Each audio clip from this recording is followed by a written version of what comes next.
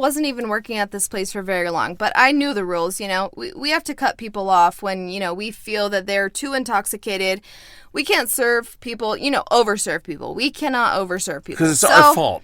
It is, absolutely. People get charged for that. People get fined for that. Thousands of dollars. It's like they just wanted it, and we just did it because, like, we're the agent in between. We're the in-between person. But it was their choice. But anyway, yeah, we get in trouble. Of course. We get, if it turns into a serious case, which sometimes it does, people that don't work in the service industry don't understand that. Right. And that's very serious. If people go out and get drunk and get into a car accident, like where, people come in and question us, and police officers are involved, and, other people in law enforcement are involved, and it is very serious. So, I'm an undercovers officer.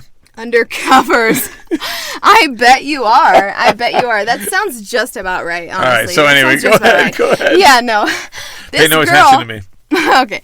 This girl, very nice, it was whatever. She was, kind of flirting around with people at the bar. It's whatever. At the place I work at, that's kind of what girls do.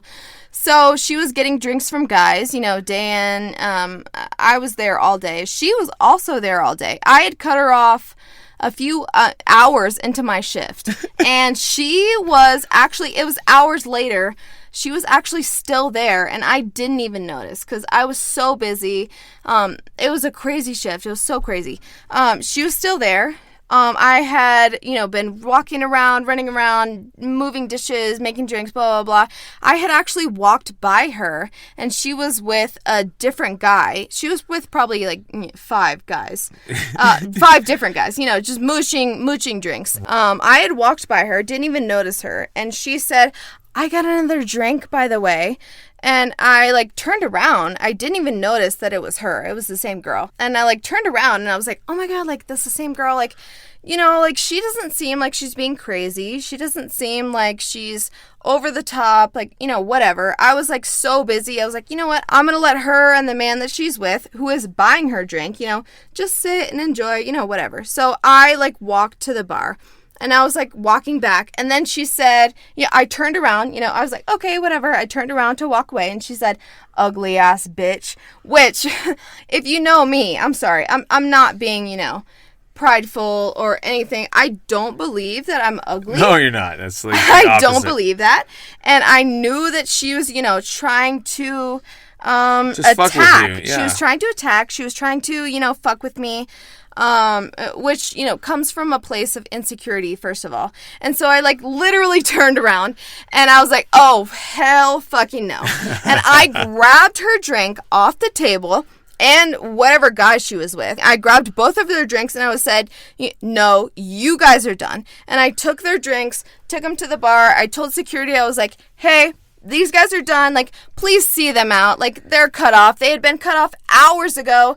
They're officially done now. They need to leave the bar. They need to leave, the whole restaurant. They need to go. Get the fuck out of here. GTFO. Yeah, 100%. And I asked you before, I was like, even if people aren't especially drunk, or if they're just a dick, do you cut them off? 100%. You gotta go. 100%. Yeah, I'm not here to be disrespected or anything like that. You're in my house right now. Thank Behave. you. Yeah. And not only was she disrespectful, but she was drunk. Yeah. Yeah. She was drinking all day. It's time to go home. I took both of her drinks, and I was like, hey, security, pointed to her. I was like, hey, she needs to go. Security came over. They, were trying to escort her out. She was like, fuck no, I'm not leaving. This girl's a fucking bitch, blah, blah, blah. And it's that's what, is expected. Your reaction, yeah. Yeah, that's what's expected. And I loved it. I was waving to her, bye, see ya. Oh, you're leaving? Oh, I'm so sorry. Yeah. No, taunting. She was gone. Yeah, taunting, basically. Thank you. She was leaving. She was going down the stairs. And then, I don't know, a few minutes later, security came up. And they were talking to me, and they said, yeah, she's actually waiting for you outside. She, really wants to fight you. Jesus. And I was like, wow. I had some friends that were sitting at the bar. coworkers, Lucas and Troy and the old security guy that was working there. I forget his name at this point. And one of my friends was like, "Oh my God, Ashley, she's waiting for you. I would love to record you while you beat her fucking ass." And I was like, "Oh my God, I will never, literally never do that. In a million years, I would never." But she said that she was waiting for me outside and she was going to wait for me till my shift was over, which was, I don't know, an hour and a half, 2 hours from the point that I had kicked her out. And it was still just outside? crazy. Yeah, she said that she was going to wait for me. Oh my God, that's terrifying. To beat my ass because I cut her off because she was rude. And that's the kind of stuff that you deal with. Yeah, that's your job. Yes. That's what happens. And That I is told what you, happens. she's a spitfire. She's a spark plug. She's a firecracker. Do not mess with her. Do not get drunk. Do not call her ugly. No, she'll have none of that. None of that. No. No, Ash, thank you. You're amazing. You continue to amaze. Thank you so much for doing this interview. I love this interview. This was amazing. You're awesome, and Thank you we'll for have you having back. me. No, we're gonna have you back. You got more stories, I know. I love that. Yeah. Yeah.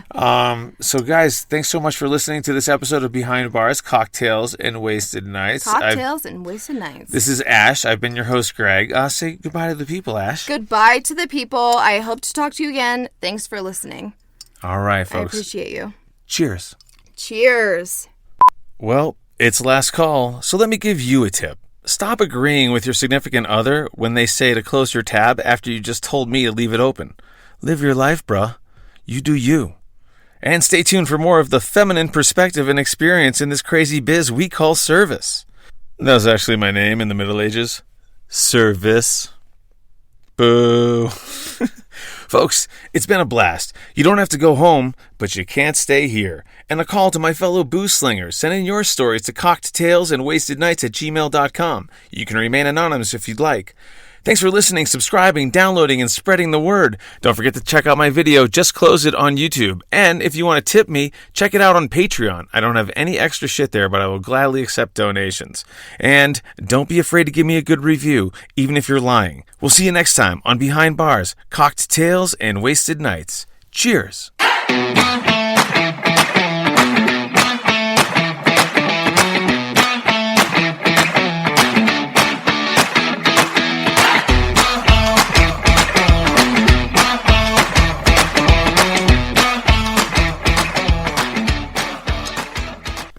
Fellow bartenders, have you noticed this trend of fuck? I've been getting a lot of emails that have echoed the same sentiment, which is fuck. And just to make things more fuck, before a beaded sweat fuck. Take an ounce of Calvados, which is an apple brandy, 1 ounce of the special yak fuck. That was my name in fuck.